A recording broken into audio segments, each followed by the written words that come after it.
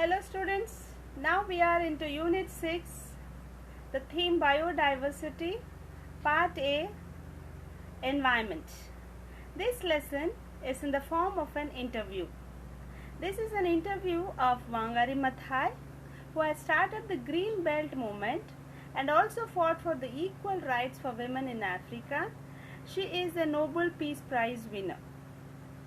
The first question in the interview is, what made Wangari Maathai think about environment? Wangari Maathai says that when she asked people what they needed, they said they needed clean drinking water, they needed fodder for their animals, they needed firewood, constructing materials, and so on. And when she analyzed, all these came from land. Hence, she realized that in order to satisfy all their needs, the land has to be rehabilitated. Hence, she took up rehabilitating environment.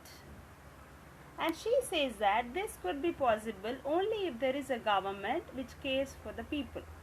The second question is, how is peace connected to good environment? She says that if there is unrest, if there is conflict and fight in an area, ultimately the land is degraded, the land is polluted. Hence, if a land is peaceful, naturally the environment is also good.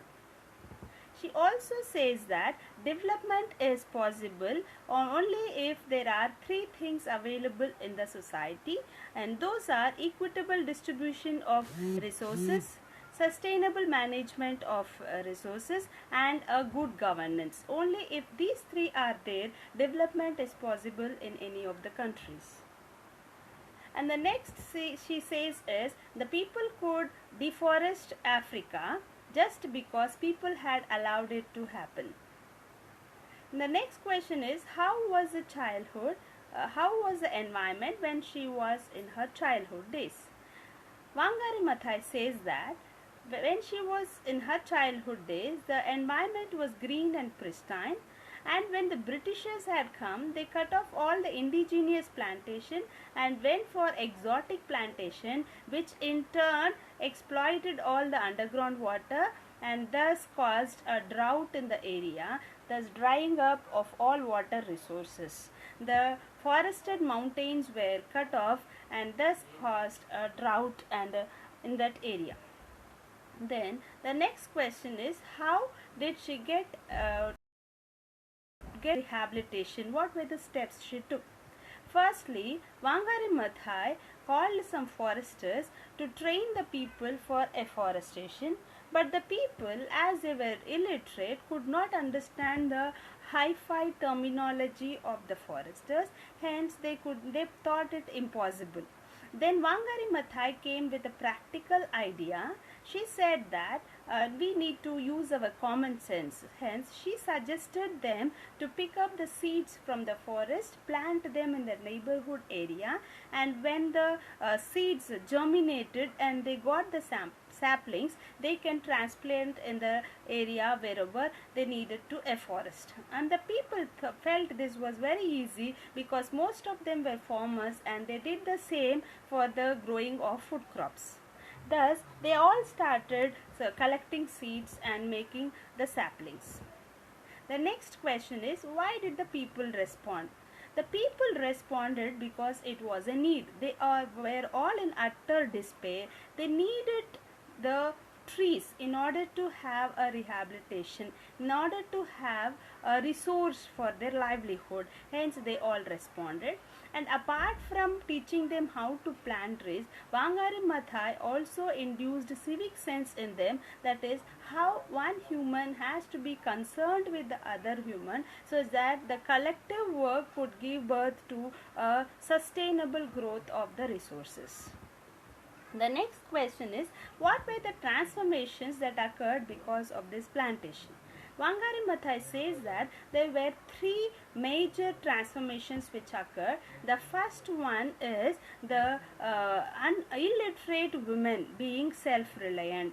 The women who had planted the saplings could cut the trees, and they could sell the firewood in the market, get the money for themselves, and they could be self-reliant and financially independent. This was nothing less than women empowerment in Africa.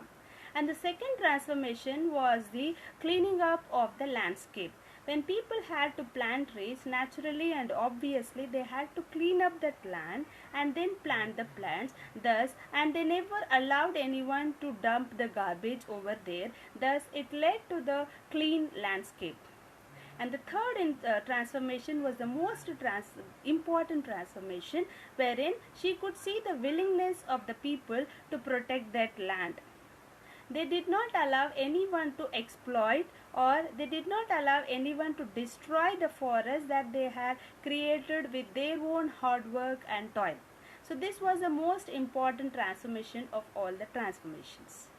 And the next question is how this rehabilitation has influenced the people around.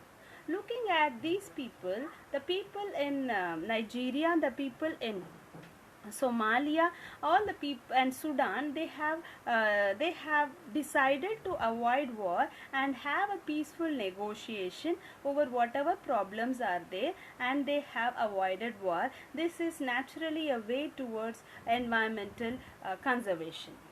And the last question is, what is the one thing she would like to suggest the people? Wangari Maathai says that the one and only suggestion she would like to give is to plant a tree. If we plant a tree, we plant the future. We plant the future for ourselves, for the children, for the birds. And we plant something that will last long after we are gone. Even if we are no more in the world, the trees would tell our stories. And this is the interview of Wangari Maathai. Thank you.